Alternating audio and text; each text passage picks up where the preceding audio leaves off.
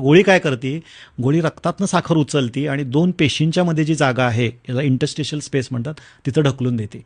म्हणजे काय केलं मी, माझ्या घरात एका ठिकाणी कचरा आहे किंवा एका ठिकाणी घाण पडली आहे, त्याचा स्मेल यायला लागला आहे आणि माझ्या घरी कोणतरी पाहुणे येणार, म्हणून मी काय केलं, ते उचललं सगळं आणि दुसऱ्या रूममध्ये नेऊन टाकलं, त्याच्यावर जरा सेंट वगैरे मारून ठेवला.